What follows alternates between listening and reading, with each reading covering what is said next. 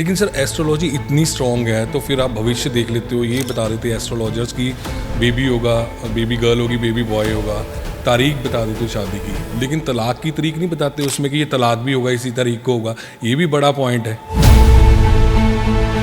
कुछ एक सेलिब्रिटीज पेड़ से शादी करके भी आज दुखी हैं। क्यों? शादी तो होगी थी एक बार। जैसे 2025 में हमने देखा मुझे बहुत बड़े बड़े हादसे हुए, प्लेन क्रैश हुआ, फ्लड्स आए, बाढ़ बहुत ज़्यादा, चाहे कहीं भी की जाए अपने देश में हर जगह आई, जहाँ पर नहीं कभी आई थी बहुत सालों बाद, वो भी इसी 2025 में आई। ये 2025 में इतना ज़्यादा हादसे होने का क्या कारण रहा? ये कौन सा ग्रह, नक्षत्र या लगन था जो इतना भारी रहा? इस बार भारत पाकिस्तान का युद्ध भी हुआ, पहलगाम हमने देखा कि इतनी बड़ी त्रासदी क्यों आई? और कितना देखना पड़ सकता है कि जाते जाते दिसंबर तक? बस एक दो हादसे और जो हो सकते हैं। किस तरह के हादसे हो सकते हैं 2025 में? 2025 में ही लड़ाई झगड़े नहीं हुए, 2026 में भी हुआ। उसकी गर्मी जो है वो इफेक्ट करेगी सब पे। किसी बड़े नेता का आकस्मिक निधन, एक या दो हो सकता है। राहु किस तरह से भूमिका निभाता है? वो कहते हैं कि जाते जाते भी वो राजा बना जाता है या रंग बना देता है। और अगर हम बात करें तो प्रधानमंत्री नरेंद्र मोदी की, कि इनका फ्यूचर कैसे देखती हो कि और कितना लंबा चलेगा? राहुल गांधी की कुंडली देखी, उनकी कुंडली क्या कहती है? राहुल गांधी की कुंडली में है राज करना, सियासी राज, प्रधानमंत्री की कुर्सी। राज कर ही रहे हैं वो। आपने बोला कि अगर शिद्दत से वो करेंगे, कोई भी रेमेडी करता है, कर्म वो कर रहे हैं, आपने कहा एफर्ट कर रहे हैं, अगर वो रेमेडीज आपके पास आते मुझे प्रधानमंत्री बना दो, आप राहुल गांधी को प्रधानमंत्री बना दो। और आपने ये भी बात की कि हिप्नोथेरेपी के जरिए जो है वो आप पिछले जन्म में जा सकते हैं और सब कुछ पता कर सकते हैं कि उसने क्या गलतियां की, किस तरह के कर्म किए जो आज उसको भोगने पड़ रहे हैं। ये कैसे पॉसिबल है कि अगर मुझे पास्ट लाइफ में ले गए तो पता नहीं मैं वापस आऊँगा या नहीं आऊँगा। आप मेरे पास सामने चेयर पे बैठे हैं, वापस कहाँ जाएंगे? वापस आना तो ही। आप किसी को पिछले जन्म में देखे गए तो वो कुछ और था, क्या था कि जब आपने उसको बताया वो हैरान हो गया, उसको तो कुछ याद नहीं हुआ, क्या उसने आप पे ट्रस्ट किया जब आपने बोला कि भाई तू तो कॉमेडियन था, तू तो ये था, तू कुछ था, तू पॉलिटिशियन था, कुछ तो फिर आप मेरे से किस तरह के आपके सवाल होंगे मेरे से? कोई सवाल तो मैं आपसे पहले ही कर चुका हूँ। सर आपने कहा कि रेमेडीज मैंने की, उपाय मैंने किए, तो भविष्य उन्होंने आपको बता दिया कि आपका एक्सीडेंट होगा। हम तो आपको एक छाता दे सकते हैं, बस नहीं। अब छाते को आपने सीधा पकड़ा है, टेढ़ा पकड़ा, छींटे तो पड़ जाएंगे, कोई बात नहीं, इतना बचाव हो जाएगा तब भी बहुत है। तो वही काम मेरे साथ हुआ। द समर न्यूज़ के पॉडकास्ट प्रोग्राम में आपका स्वागत है। मैं हूं तपिन मल्होत्रा। ग्रह नक्षत्र, उनका हमारी ज़िंदगी में क्या महत्व है? एस्ट्रोलॉजी के ज़रिए क्या हम अपने बुरे वक्त को अच्छे में बदल सकते हैं? जब एस्ट्रोलॉजर के पास जाते हैं हम काफ़ी उम्मीदें लेके जाते हैं कि शायद हमारी प्रॉब्लम्स दूर होंगी। क्या होती हैं? कितना विश्वास है हमारा इन पर? अगर बात की जाए वैदिक और टैरो कार्ड्स और लाल किताब, अब हिप्नोथेरेपी जो काफ़ी प्रचलित हो रही है, क्या है हिप्नोथेरेपी? ये सारे सवालों का जवाब लेंगे। इस वक्त हमारे साथ अमित नारंग है, एस्ट्रोलॉजर। नमस्कार सर, बहुत बहुत स्वागत है समर में। सर सबसे पहले ये बताइए, आप ज्योतिषी में कैसे आए? एस्ट्रोलॉजी क्या है? ज्योतिषी में कैसे आया? ज्योतिषी में आया, इंटरेस्ट पहले से था मेरा। सुनते थे लोगों से कि भाई बहुत अच्छे अच्छे एस्ट्रोलॉजर होते हैं, आगे का बहुत कुछ बता देते हैं, तो थोड़ा थोड़ा इंटरेस्ट था। इवन मैंने भी एक ज्योतिषी पे जाना शुरू किया इन माई यंग डेज। तो वो भी जो बताते थे मुझे लगता था हाँ ये कुछ ठीक बता रहे हैं। बट फिर कुछ ऐसा हादसा हुआ मेरे साथ, तो मुझे लगा उन्होंने पहले ये प्रेडिक्ट कर दिया था करीब करीब ऑलमोस्ट कि ऐसा हो सकता है, तो मैं क्यों नहीं प्रेडिक्ट कर सकता लोगों के लिए? क्या आपके फ्यूचर के बारे में प्रेडिक्ट किया था? हाँ, कौन सी एज थी, कौन से कॉलेज में थे? आज से करीब 20 साल पहले मानिए, करीब। क्या प्रेडिक्ट किया था उन्होंने? मेरे लिए कोई एक्सीडेंट प्रेडिक्ट किया था उन्होंने कि आपका एक्सीडेंट हो सकता है। तो रेमेडीज़ बताई थी मुझे कि भाई बच के ये करते रहेंगे तो बचेंगे, उससे बचाव हो जाएगा जो भी। और वो एक्सीडेंट हुआ मेरे साथ, वैसा ही हुआ जैसा बोला था। बट मैं रेमेडीज़ कर रहा था तो तब यहाँ बैठा हूँ, बच गया। और उसके बाद फिर मैंने सोचा कि जब वो बता सकते हैं, लोगों के लिए, मेरे लिए, किसी के लिए, तो मैं क्यों नहीं बता सकता। इसलिए इस लाइन को मैंने फिर एज अ पैशन, पहले क्यूरियोसिटी से ज्वाइन किया, जब सीखता गया तो एज अ पैशन बन गया कि इसमें ऐसा बहुत कुछ है। ज्योतिषी बहुत बड़ा सब्जेक्ट है, 500 साल लगा के भी नहीं सीख सकते, इतना बड़ा सब्जेक्ट है। बट आपको जब एक बार समझ आना शुरू होता है ग्रह नक्षत्रों के बारे में, राशियों के बारे में, तब आप बहुत सारी चीज़ें प्रेडिक्ट कर सकते हैं। सर आपने कहा कि रेमेडीज़ मैंने की, उपाय मैंने किए, जी। तो भविष्य उन्होंने आपको बता दिया कि आपका एक्सीडेंट होगा, तो आपको विश्वास हुआ कि ये, हम बोलते हैं कि एस्ट्रोलॉजर तो ऐसे ही बोल रहे हैं कि ऐसे कैसे उन्होंने बता दिया मेरा एक्सीडेंट हो जाएगा, अगर मैंने उपाय कर दिए, रेमेडीज़ कर दी, तो फिर मेरा एक्सीडेंट होना नहीं चाहिए था आपका, जिस तरह से आपने बताया, लेकिन बचाव हो गया। ये विश्वास कैसे बना कि उनके मैंने उपाय किए और मेरा बचाव हो गया? आपने कहा इसीलिए मैं आपके सामने आज बैठा हूँ। मैं अपने क्लाइंट्स को क्या बोलता हूँ जो मेरे पास आते हैं कि जी किसी का कुछ भी इशू हो, कोई भी प्रॉब्लम हो, कि ये कैसे सॉल्व एकदम ज़ीरो हो जाएगी। मेरा जवाब होता है देखो बारिश तो होनी है, हम तो आपको एक छाता दे सकते हैं बचने के लिए। अब छाते को आपने सीधा पकड़ा है, टेढ़ा पकड़ा है, छींटे तो पड़ जाएंगे, कोई बात नहीं, इतना बचाव हो जाएगा तब भी बहुत है। तो वही काम मेरे साथ हुआ। मुझे चोट लगी, ऐसा नहीं कि चोट नहीं लगी, चोट लगी, मैं एडमिट रहा, आईसीयू में कई दिन रहा, बट वापस आया। तो छींटे तो पड़े मेरे पर पूरा गीला नहीं हुआ, वो छाता काम कर गया उनका दिया हुआ। तो मतलब कि आपको उस वक्त विश्वास बना, फिर आपने कैसे शुरू किया ज्योतिषी का? क्या फिर लाल किताब, वैदिक, किस पे आपका सबसे पहला ट्रस्ट बना? जिनके पास मैं गया वो लाल किताब करते थे, और मेरा लाल किताब में मुझे ये लगता था कि यार इसकी रेमेडीज़ जो है ना बहुत ज़्यादा हार्ड होती हैं, जो मैंने सुना था लोगों से बहुत मुश्किल होती हैं। बट जब आपको कोई ऐसा बताएगा तो चाहे मुश्किल हो या कैसे भी हो, आप करेंगे ज़रूर। मैंने भी फॉलो करी और लाल किताब से पढ़ना शुरू किया मैंने इस बारे में, कुछ गुरु मिले, उनसे सीखना शुरू किया, फिर धीरे धीरे वैदिक को ऐड किया अपने साथ। अब जब ये सब हो गया मुझे लगा कि अभी कुछ बाकी है, फिर मैंने वास्तु सीखा, फिर वास्तु और ज्योतिष को मिला के बहुत अच्छे रिजल्ट मिले मुझे। इन दोनों को जब कंबाइन किया मैंने, बहुत अच्छे रिजल्ट आए। अब जब ये सब हो गया तो फिर न्यूमरोलॉजी, नंबर्स गेम, जो ज्योतिष में हम मानते हैं, अब जब ये सब मिले तो रिजल्ट जो हैं वो अनबीटेबल, ऐसे रिजल्ट जो मैं भी एक बार को सोच के लगता था कि पता नहीं ये रेमेडी दे तो रहा हूँ, ये काम करेगा कैसे करेगा, शुरू में डाउट होता है आपको, लेकिन वो बहुत अच्छे रिजल्ट दिए। आज ये है कि कुंडली आंखों के आगे से ऐसे निकलती है जैसे अखबार पढ़ रहे हैं, इतना एक्सपीरियंस हो गया। तो हर डे बाय डे आप प्रोग्रेस करते हैं और अच्छे रिजल्ट लाते हैं तो आपका कॉन्फिडेंस बूस्ट होता है, तो खुशी अलग होती है। आप सबसे बेटर किसको मानते हैं? वैदिक, लाल किताब, टैरो कार्ड्स, या और कौन सी इसमें चीज़ें आती हैं? सब मिला जुला के आप टैरो कार्ड की प्रिडिक्शन जो है ना वो बहुत नियर होती है कि मतलब कल क्या होगा या 2-4 दिन में क्या होगा, वो लिमिटेड प्रिडिक्शन होती है। और लाल किताब और ज्योतिष थोड़ा आगे तक प्रिडिक्शन कर लेते हैं। अभी मैं अगर करूँगा किसी के लिए प्रेडिक्शन तो मैं वो मैसेज इस बारे में पूछेगा वहाँ तक। शादी इवन अगर हम थोड़ा और ध्यान से करें और टाइम लगाते हैं अगर उसमें, तो शादी की एग्जैक्ट डेट तक निकाल देते हैं जिसकी शादी नहीं हो रही, या कोई कंसीव नहीं कर पा रहा तो कब तक कंसीव करेगा, कब बेबी बॉय होगा बेबी गर्ल होगी, यहाँ तक बोल देते हैं। बट वो उसमें टाइम बहुत लगता है, तो इसलिए रिलीव अगर किसी को पहले से ही बेबी गर्ल बोल दें तो माइंड में 100 चीज़ें लेके चलेगा, सबकी थॉट एक जैसे नहीं होती, इसलिए थोड़ा रिस्ट्रिक्ट रखते हैं इस चीज़ को लेके। लेकिन सर एस्ट्रोलॉजी इतनी स्ट्रांग है तो फिर आप भविष्य देख लेते हो, ये बता देते हैं एस्ट्रोलॉजर्स की बेबी होगा, बेबी गर्ल होगी, बेबी बॉय होगा, तारीख बता देते हो शादी की, लेकिन तलाक की तारीख नहीं बताते उसमें कि ये तलाक भी होगा इसी तारीख को होगा। ये भी बड़ा पॉइंट है। पहली तलाक बता देंगे तो शादी क्यों करेगा वो? फिर ये पता होता है कि तलाक होगा, कुंडली में दिख जाता है कि इसकी मैरिड लाइफ कैसे, उसके लिए भी रेमेडीज देते हैं ना हम। बेसिक ये अगर मुझे दिख रहा है तो मैं उसको ये नहीं बताऊंगा कि आपके यहाँ पे ये दिख रहा है कि आपका सेपरेशन हो सकता है, डाइवोर्स हो सकता है, मैं उसकी रेमेडीज़ में वो रेमेडीज़ भी ऐड कर दूंगा बिना बताए कि ये मैं किस लिए कर रहा हूँ।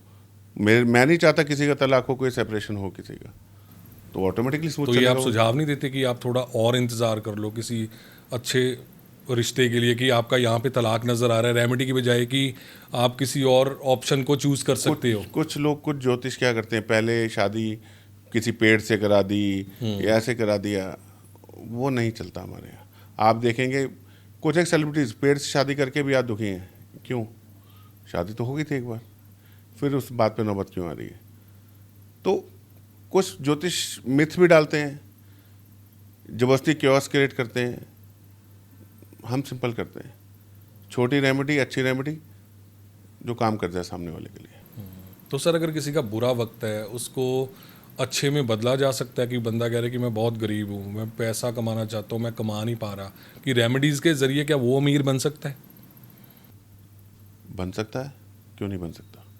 रेमेडीज़ आप कैसे फॉलो कर रहे हो, किस तरीके से फॉलो कर रहे हो, कितनी डेडिकेशन से फॉलो कर रहे हो, और रेमेडीज़ फॉलो करते टाइम आपका माइंडसेट कैसा है, वो बहुत ज़रूरी है। अब हिप्नोथेरेपी एक पार्ट है मॉडलिटीज़ का ही, उसमें तो माइंडसेट ही चेंज कर देते हैं। आप आज सोच रहे हो कि आप गरीब हो, आप लाख रेमेडी कर लो, यार मैं तो गरीब हूँ, मैं तो यार ये करूँगा, पता नहीं होगा नहीं होगा, डाउट्स आ जाते हैं मन में। आप लाख रेमेडी कर लो, बड़े से बड़े ज्योतिष पे चले रहो, कुछ नहीं होगा, ज़ीरो। नहीं, रेमेडीज़ की बात की जाए तो फिर कर्म ये कहा जा सकता है, कर्म तो- वेदों में पढ़ते हैं, उसमें आता है कि कर्म सबसे बड़ा काम है आपका। जो कर्म है, कर्मों के तहत आपको फल मिलेगा। जी। यानी कि अगर बंदा कर्म नहीं कर रहा, रेमेडीज कर रहा है, तब भी वो पैसा कमा लेगा। मैंने आपको क्या बोला, कितनी शिद्दत से कर रहा है, क्या कर रहा है। कर्म तो भोगने पड़ेंगे। छाते वाली बात वापस आती है यहाँ पर। बारिश तो हो रही है, कर्म तो आपके पास अच्छे भी आ रहे हैं, बुरे भी आ रहे हैं। जो बुरे कर्मों की बारिश हो रही है, हम छाते ही तो दे रहे हैं ना, छींटे तो पड़ेंगे, कुछ तो भोगने पड़ेंगे। तकलीफ जरूर कम हो जाती है, मैं ये कहता हूँ। ऐसा नहीं है कि आपको 100% आप ऐसे हो जाएंगे कि आज रिक्शा चला रहा था, कल को अंबानी की जगह जाके बैठ गया, ऐसा नहीं होता है। लेकिन रिक्शा चलाने वाला कल को स्कूटर, बाइक, कार तक लेके आ सकते हैं उसको आराम से। आपको थॉट पैटर्न साथ साथ चेंज करना पड़ेगा।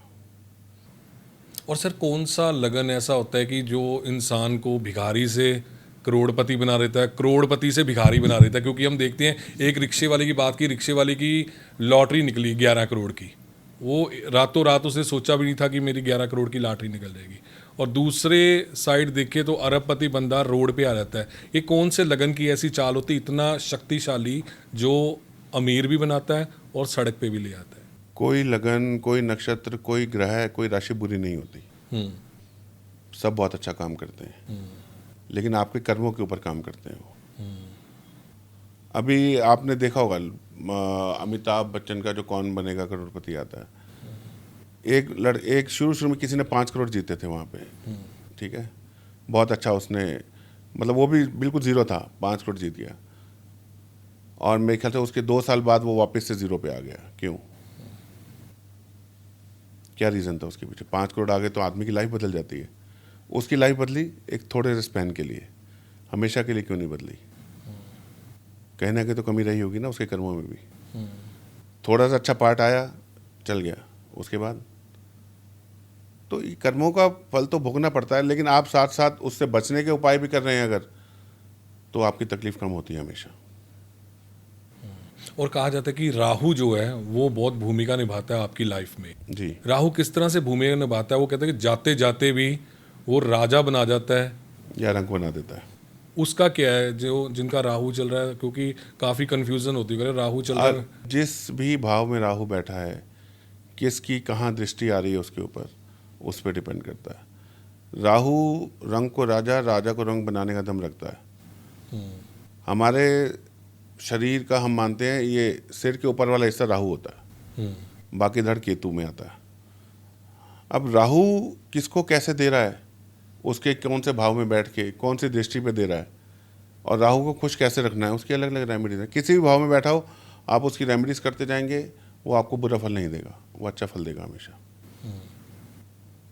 बहुत सारी रेमेडीज होती हैं राहु को लेके, सिंपल रेमेडीज हैं, कुछ ज़्यादा नहीं है उसमें। ऐसा नहीं है कि राहु को खुश करना है तो हमको पता नहीं क्या करना पड़ेगा, ऐसा कुछ भी नहीं है। अब कईयों के घर में बीमारी बहुत होती है, ऑपरेशन, डेथ, ऐसा सिलसिला उनके घर में ख़त्म ही नहीं होता। यहाँ लगा लीजिए आप, कर्जा है वो बढ़ता जाता है, सारी ज़िंदगी ऐसे ही निकल जाती। उनमें घर में वास्तु दोष का ज़्यादा कारण बनता है, या घर में कोई ग्रह नक्षत्र ऐसे होते हैं? क्या मेन कारण क्या होता है? दोनों चीज़ें ऐड करते हैं। वास्तु और जब ज्योतिष को मिलाते हैं तो दोनों चीज़ें काम करती हैं।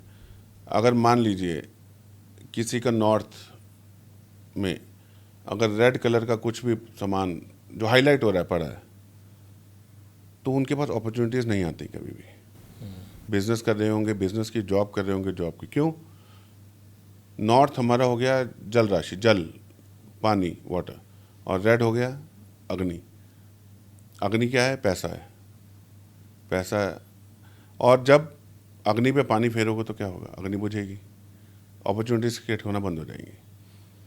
वहाँ पर हम उसको बैलेंस करते हैं। फिर वहाँ से रेड हटा के कुछ और लगाएंगे, और वहाँ पे ब्लू को हाईलाइट करेंगे ज़्यादा, तो अपॉर्चुनिटी और ज़्यादा क्रिएट आएंगी। रेड हटा देंगे तो उससे क्या होगा? जल ही जल होगा, जल की अपॉर्चुनिटी, बहता हुआ पानी बहुत सारा पैसा भी लाएगा, अपॉर्चुनिटीज आएंगी, पैसा अपने आप आएगा, फॉलो करेगा उसको। ऐसे ही हम साउथ में देखते हैं, साउथ दिशा में अगर वहाँ पर, क्योंकि वो लाल रंग है, फायर का जोन है, वहाँ पानी डाल देंगे, सेम सिचुएशन, ज़ीरो हो जाएगा, कॉन्फिडेंस ज़ीरो हो जाएगा।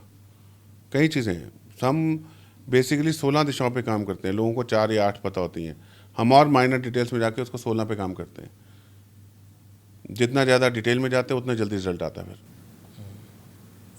और एक ये भी होता है कि सुनते हैं हम कि आजकल आपने देखा होगा रील्स भी बहुत बनती हैं एस्ट्रोलॉजर्स की, ये काम कर दो, आप देखना सुबह ही आपको जैकपॉट लग जाएगा, ये हो जाएगा, वो हो जाएगा। ये क्या है कि ये व्यूअरशिप लेने का तरीका है कि सच में ऑथेंटिक ये बातें हैं कि अभी आप मुझे बोलेंगे कि तपिन जी ये जाके उपाय कर दीजिए और देखिए सुबह ही आपको खुशखबरी मिल जाएगी, आपका जैकपॉट लग जाएगा, ये हो जाएगा, फेम मिल जाएगी। इन सवालों पे लोगों के काफ़ी सवाल होते हैं कि ये वाकई सच्चाई है, और लोग उपाय करने भी शुरू कर देते हैं। क्या उसका नेगेटिव इफेक्ट भी जा सकता है? तपिन जी, सबकी कुंडली एक जैसी नहीं होती। जैसे न्यूज़पेपर में आता है ना, सबका लिखा होता है हर राशि का आज ये दिन रहेगा, आज वो दिन रहेगा, उसकी कुंडली में तो कुछ और ही है ना। अब आपने वो पाया, आपने वो रील देखी, वो रील तो मैंने भी देखी। मेरी कुंडली अलग, आपकी कुंडली अलग, मैं भी वो उपाय करूँ, आप भी उपाय करेंगे, सबको कैसे फलेगा वो सिर्फ एक व्यूवरशिप का है, या उसके थ्रू अपनी कंसल्टेशन बढ़ाने का तरीका है कि लोग, हम ऐसा बोलेंगे, लोग विश्वास करेंगे अगर हम पे। और मैं ये नहीं कहता फ़ायदा नहीं होगा, 10,000 लोगों में से शायद एक को फ़ायदा हो जाए, क्योंकि उसकी मैच करती होगी, कहीं ना कहीं मैच कर रहा होगा कुछ ना कुछ, उसके चक्कर में उनको व्यूवरशिप तो मिल रही है ना। लेकिन बाकी 9 का नुकसान भी हो बाकी सकता 9 है। का नुकसान है, वो बाकी 9,999 बेकार है, कोई फ़ायदा नहीं है। सबका एक जैसा नहीं हो सकता, सबको सेम रेमेडी सूट कभी नहीं करती। हमारी लोगों को इस पे अवेयर होना चाहिए कि अगर इस तरह से कोई रील देख रहे हैं तो वो उस पे मुंह उठाकर उपाय करने ना शुरू कर दें। तपिन जी, आपको बताऊं, सिर्फ एस्ट्रोलॉजी ही नहीं, वास्तु में भी ये है, न्यूमरोलॉजी में भी सेम है। जैसे जैसे रील्स चल रही हैं यूट्यूब पे, लोगों ने अपने नाम के आगे पता नहीं क्या क्या चेंज कर दिया, और पहले से भी बुरे हालात में आ गए। मेरे कई क्लाइंट ऐसे हैं जिन्होंने, जो मेरे बाद में बने क्लाइंट, पहले ये चीज़ें फॉलो कर ली, ये कर ली, जब दुखी हुए तो पूछ पाछ के आए। उनसे जब पहला क्वेश्चन पूछा कि भाई पहले कैसे थे और अब कैसे थे, पहले तो ठीक था, हमने ये किया था, मैंने अपने नाम के आगे 2 ए लगा दिए, मैंने नाम के अंदर 2 आर डाल दिए, तो जी मेरा ये हाल हो गया। हर नंबर की एक अपनी फ्रीक्वेंसी है, हर अल्फ़ाबेट की अपनी फ्रीक्वेंसी है, किसको कब कहाँ ऐड करना है, कहाँ घटाना है, वो एक समझदार न्यूमरोलॉजिस्ट से पूछेंगे, पूरी डिटेल रिपोर्ट में तो ठीक रहेगा, यूट्यूब से नहीं करें। ये आजकल वो भी बड़ी प्रचलित हो रही है, हम देख रहे हैं न्यूमरोलॉजी, मतलब कि माइंड गेम, आप क्या सोच रहे हैं वो बता देंगे। इसका क्या राज है, इसका क्या इफेक्ट है, इसका क्या फ़ायदा मिल सकता है कि जस्ट अ गेम? ट्रिक्स हैं वो, सिर्फ आपको पॉपुलर होना है तो आप वो ट्रिक्स दिखा रहे हैं माइंड गेम में, आप कैसे क्या सोच रहे हैं, आपके मन में क्या नंबर आ रहा है अभी। और वो सिर्फ ऐसे नहीं होता है, वो से उतना पार्ट दिखाया जाता है, उससे पहले उसके साथ 5-7 मिनट बात की जाती है, समझा जाता है उसके बारे में, तब आपको आइडिया लग जाता है सामने वाले को कि अब ये मैं बोलूँगा तो ये नंबर सोचेंगे। ऐसा नहीं है जाते ही नंबर सोचा और बता दिया, ऐसा नहीं होता। और जो लोग ये कर रहे हैं वो अपने लिए कर रहे हैं, उनको अपने व्यूवरशिप बनानी है। आप भी न्यूमरोलॉजी के बारे में जानते हैं, अगर मेरे मन में क्या है आपको जानना होगा तो इससे पहले आप मेरे से 4-5 मिनट बात मैं आराम से आपसे बातें करूँगा। जैसे हम बैठे हैं कि मैं बताऊं कि अगर मैं अपने मन में एक नंबर सोच रहा हूं तो आपको पहले मेरे से बात करनी पड़ेगी, फिर आप उस नंबर को जान पाओगे। जी जी, उसका रीज़न है, जैसे जैसे मैं आपसे क्वेश्चन करूंगा, मैं उसको अपनी भाषा में मेटा क्वेश्चनिंग कहता हूँ। जैसे जैसे मैं आपसे क्वेश्चन करूंगा, जोन जोन से लिंक को जोड़ जोड़ के क्वेश्चन करूंगा, वो नंबर आपके माइंड में क्रिएट होता जाएगा, अल्टीमेटली आप मुझे वही नंबर बताएंगे। जब मैं जैसे हम टीवी शोज में भी देखते हैं, चैनल्स पे आते हैं, मैं लड़की का शायद नाम भूल गया कि वो नाम मुझे पता लेकिन लेना नहीं चाहिए ऐसे। चलो ठीक है, वो ऑडियंस में बोलती है आप नंबर बताइए कौन सा, वो तो लाइव शो होता है, उसमें बता रही है ये नंबर सोच रहे, उसके बाद ब्लैक बोर्ड पे सब कुछ लिखना, फिर एंड में बोल देना आपने ये बोला था। उसका क्या राज है? वो भी ट्रिक है। सब ट्रिक्स है सर, सब ट्रिक्स है।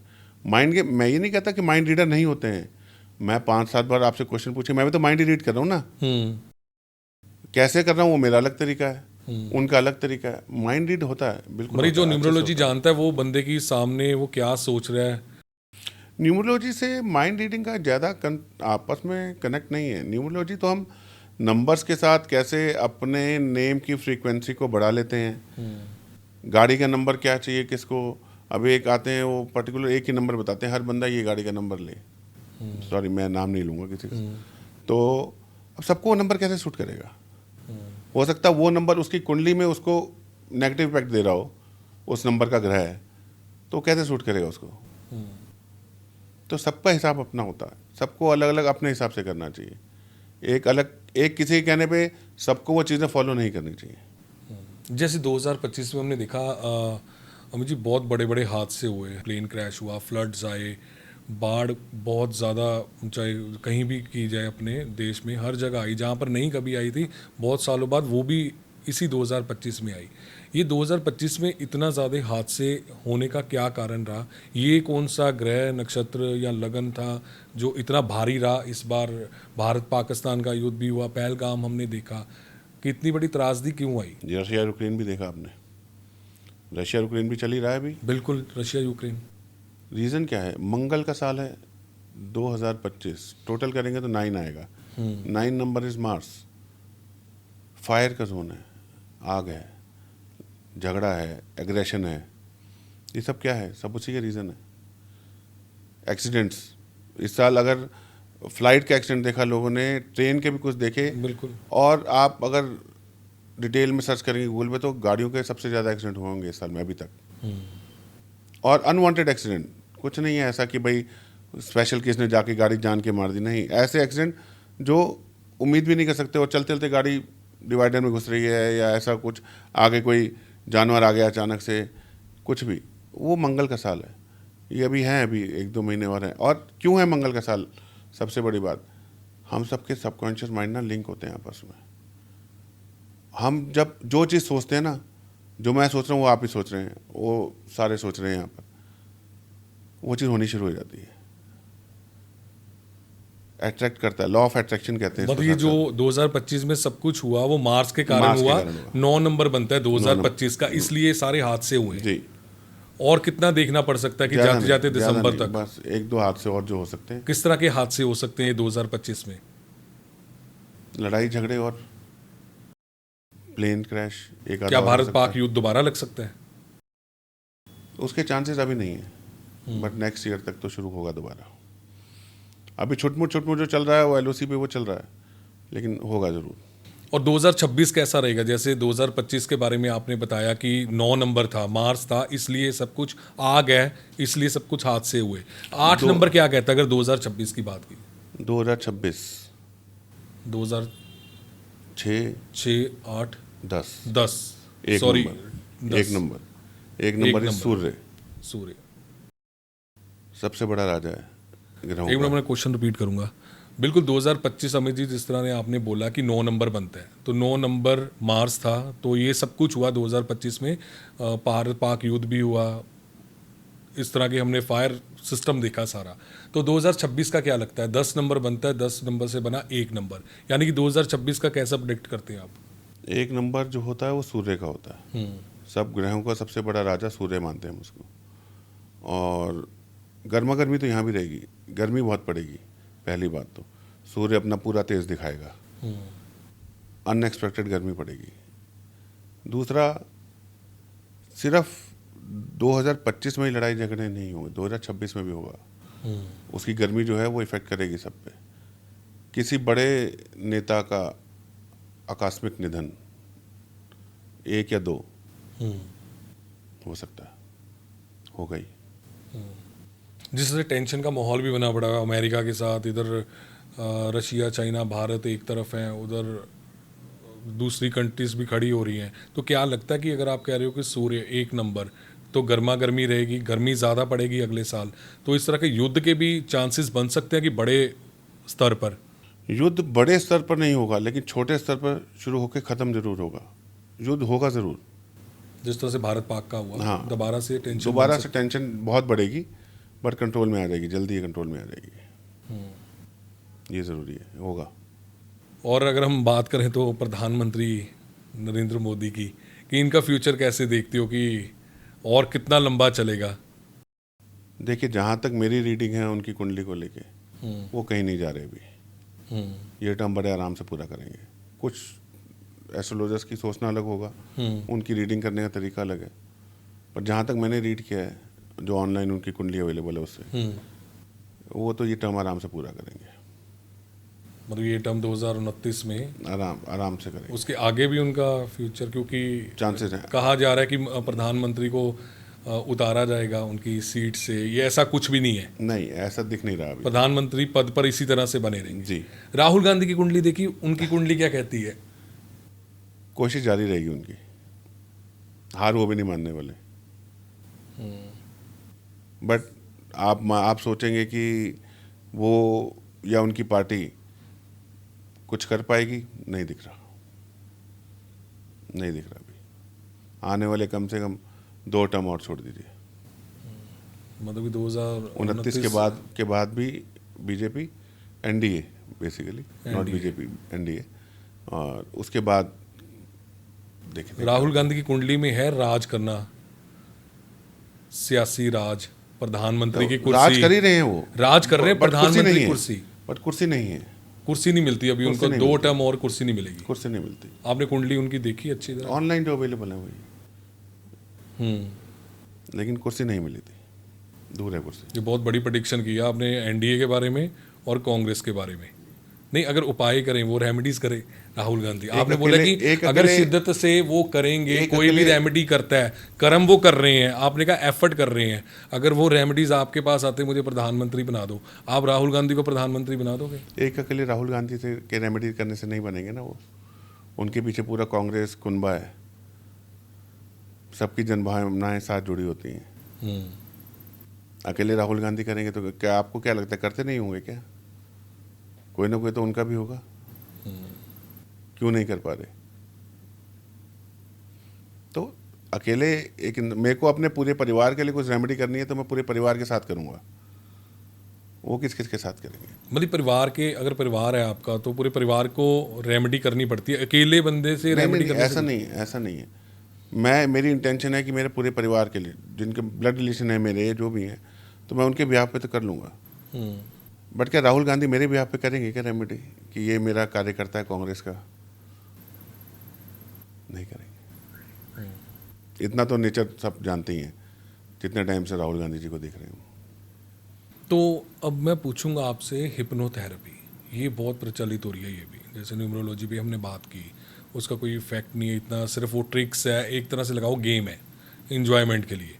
लेकिन हिप्नोथेरेपी में क्या होता है, ये वैदिक लाल किताब या टैरो कार्ड इनसे अलग है कि इसी का पार्ट है, क्या है ये? हिप्नोथेरेपी इनसे टोटली डिफरेंट है। बेसिकली हम अपने सबकॉन्शियस माइंड को सजेशंस देते हैं वो काम करने के लिए जो हमको चाहिए। सबकॉन्शियस माइंड क्या है? हमारा एक 2 साल के बच्चे की तरह होता है, बहुत लेजी होता है, उसको उठाना पड़ता है काम कराने के लिए। तो हम उसको कैसे उठाते हैं, कैसे उससे काम कराते हैं? अब वही माइंड है जो मेरी पूरी बॉडी को चला रहा है, माइंड ही चला रहा है ना, पूरी कंप्यूटर तो वही है।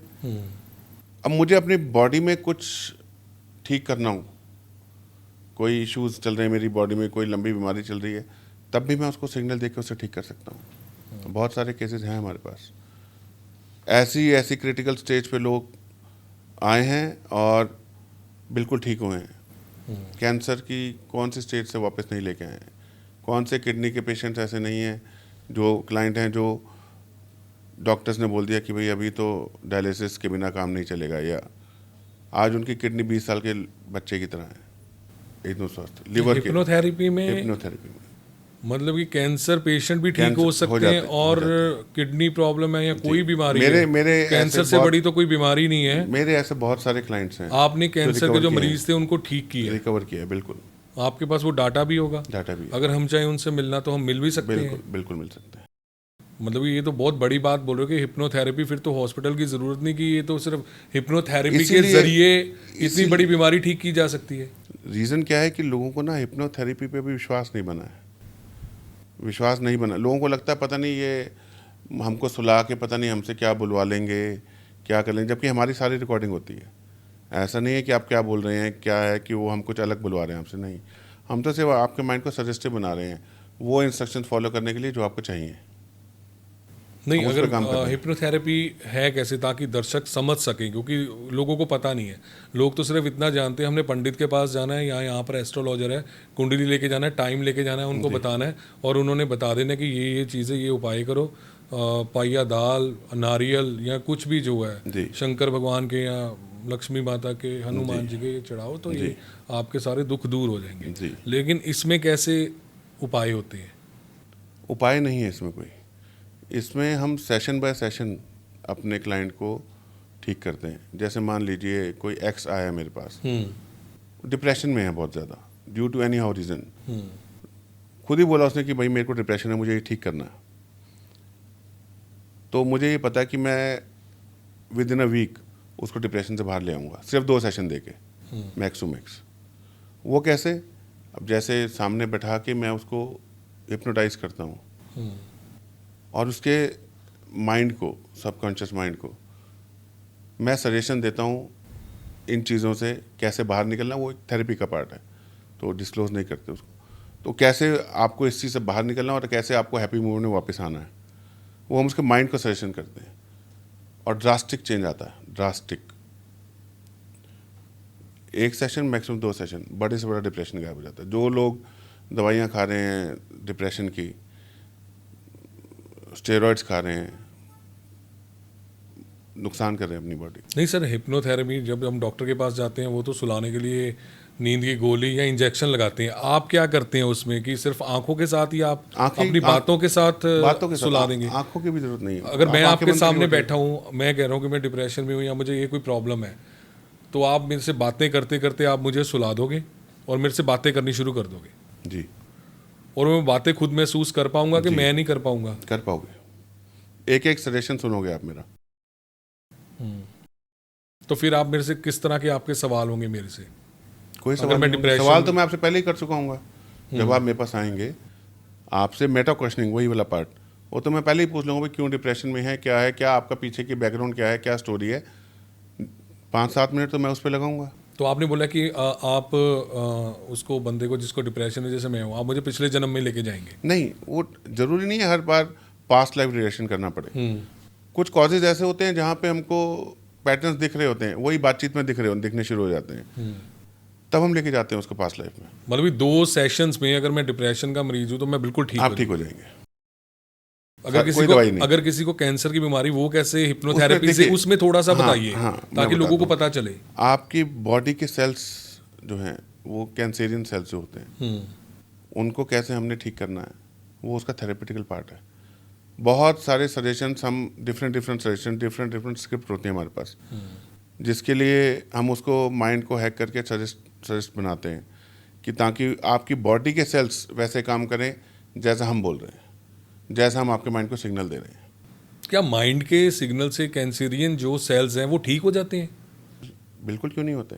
आपकी बॉडी को, आपको सांस लेना सीखा आपने, या रोज़ सीखते हो, या कैसे अपने आप सांस लेते हो? अपने आप लेते हैं, कैसे पता कि आपको सांस लेनी है?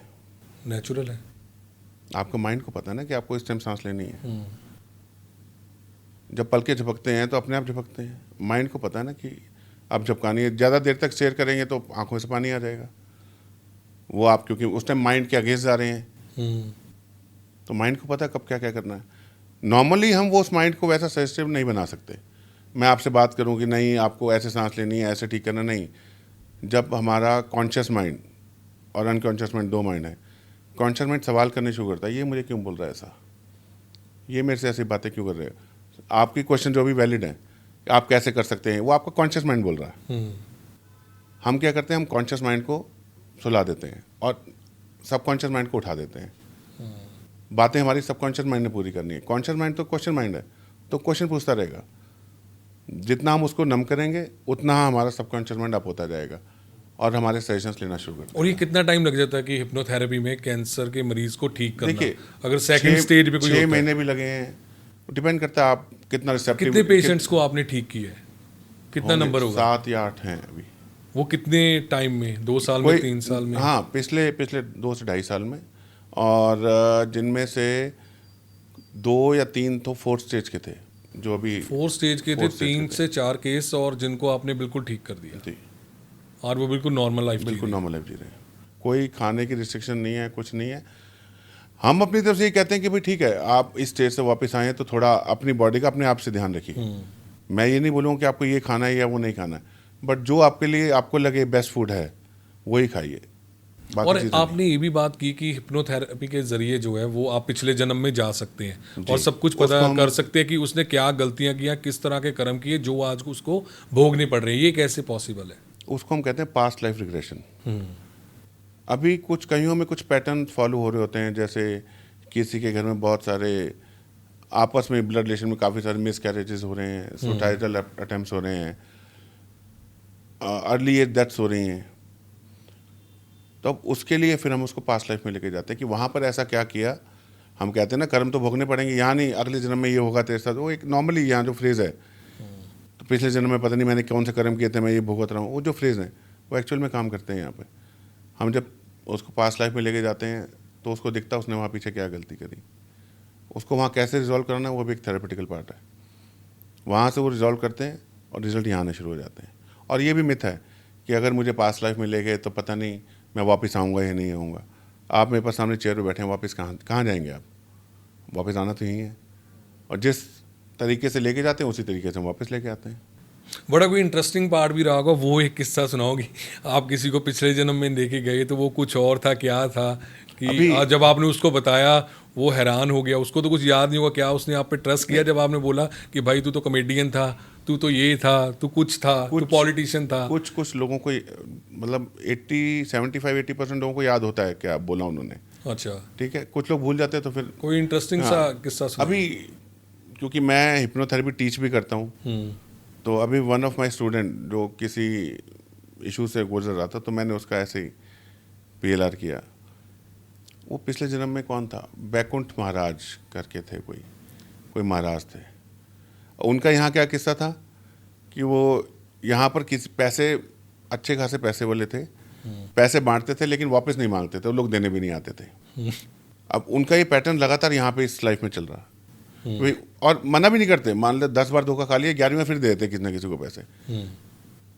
तो अभी जब उनको पिछले जन्म में लेके गया तो वहाँ पे वैकुंठ महाराज थे, जो उन्होंने खुद बताया और रिकॉर्डिंग भी है मेरे पास उसकी। अच्छा, कि ऐसे ऐसे वैकुंठ महाराज की तरह उन्होंने देखा अपने आप को। वही डिस्क्राइब करेंगे, मैं नहीं बोलूँगा आप कौन है क्या है, आप ही बताएं। अच्छा, वो ही बताएंगे, मैं नहीं बताऊँगा। वहाँ पर भी वो अपना खजाना खोल के बैठे हुए थे, अच्छा, अपनी प्रजा के लिए। जो आता था ले जा, जो आता था ले जा। वहाँ पर ये था, वो पैटर्न यहाँ फॉलो कर रहे थे। तो वहाँ पर उनका खजाने का दरवाज़ा बंद कराया गया, तो यहाँ पे ठीक है।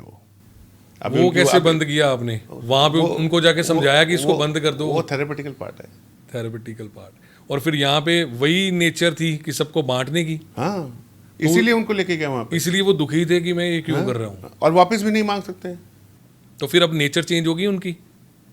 अभी इस बात को शायद 20-25 दिन हुए, और परसों मुझे मुंबई में मिले थे। तो मतलब कि हम जो हमारी पिछले जन्म की पर्सनैलिटी होती है उसका प्रभाव हमारा इस जन्म में रहता है। सबको भी नहीं, मैं ऐसा नहीं बोलूँगा कि आप मेरे पास आओ, मुझे कोई पैटर्न ही नहीं दिख रहा आपको, तो मैं आपको पिछले जन्म में नहीं लेके जाऊँगा। ओके, ज़बरदस्ती नहीं, जैसी प्रॉब्लम होगी प्रॉब्लम के हिसाब से। ऐसे शौकिया तौर पे नहीं खिलाओ जो मुझे मेरा पिछले जन्म घुमा के लाऊं मैं कौन था। सॉरी, मैं वो नहीं करूँगा। मज़ा बड़ा होता है लोगों की पिछली ज़िंदगी में जाके उसके बारे में पता करना। इंटरेस्टिंग पार्ट है ये बड़ा। इंटरेस्टिंग है, बट हम तो खैर सामने वाले को एक थेरेपी दे रहे हैं उसका। फिर तो ये सबसे ज़्यादा इफेक्टिव हुई ना, तो कोई उपाय करने या ना कुछ इंस्टेंट आपको रिजल्ट मिल रहा है। मिलता है, लेकिन उन्हीं को मिलता है जिनको इस चीज़ पर यकीन होता है, जो मेरे से ज़्यादा पहले तो इस थेरेपी पे बिलीव करेंगे, और दूसरा बिलीव करेंगे अपने ऊपर कि हाँ मैं ये कर पाऊँगा। मेरे को तो तीसरे नंबर का बिलीव ये चाहिए। थेरेपी ये माइंड गेम ही तो नहीं है कि आपने समझा के भेज दिया, आपने मेरे को बोला देखो पिछले जब मैं तुम्हारा ठीक हो गया, मेरी नेचर ही आपने चेंज कर दी पिछला प्रभाव ला के। तपिन जी एक बात बताएं, मैंने आपको पास्ट लाइफ में लेके गया, हाँ वहाँ पर आप कौन है क्या है वो आप मुझे बता रहे हैं, मुझे तो नहीं पता, मैं तो फर्स्ट टाइम सुन रहा हूँ आपसे। बिल्कुल बताओ, ना मैं मैंने नहीं रहा हूँ। आपने भी वो चीज़ नहीं देखी फील की अभी तक, Feel मैंने किया, भी, मुझे भी मैंने नहीं भी, पता, बिल्कुल। और आप मुझे वो बता रहे हैं। राइट, तो कहानी तो आपका मन ही बोल रहा है ना, मैं तो नहीं बोल रहा। मन बोल रहा है। और हमारे सबकॉन्शियस माइंड के पास जब से हम इस धरती पे आत्मा के रूप में आए हैं सारी मेमोरीज होती हैं, वही तो उसी को डीप डिग डाउन करना होता है, कहाँ से निकलेगी वो। बिल्कुल। तो अमित जी एक बार आपके मन में होता होगा यार मैं लोगों को ना ये 2-3 टिप्स देना चाहता हूँ, कि पहुँचाना चाहता हूँ लोगों तो कि ये टिप्स पे काम करें तो उनकी ज़िंदगी बेहतर हो सकती है। क्या कहना चाहेंगे दर्शकों को? देखिए, गाय की सेवा ज़रूर करें, सबसे अच्छा, इससे अच्छा उपाय कोई नहीं है। और जो हमारे यहाँ स्वीपर्स आते हैं, जो रोड को साफ़ कर रहा है, आपके घर का कूड़ा उठा रहा है, उनको ज़रूर दें कुछ ना कुछ हमेशा। ये 2 टिप्स आपकी लाइफ बदल देंगी। जो लोग परेशान हैं पैसे को लेकर, ये लेकर, रिलीफ ज़रूर मिलना शुरू हो जाएगा, ये 2 काम करेंगे तो। धन्यवाद अमित जी। तो ये थे एस्ट्रोलॉजर अमित जी हमारे साथ, तो जिन्होंने काफ़ी अच्छे तरीके के साथ सारी जो वैदिक हो, लाल किताब, टैरो कार्ड, या फिर सबसे जो प्रचलित इस वक्त न्यूमरोलॉजी और हिप्नोथेरेपी उसके बारे में बताया। शायद आपको भी काफ़ी जानकारी मिली होगी। अब हमें दीजिए इजाज़त। नमस्कार।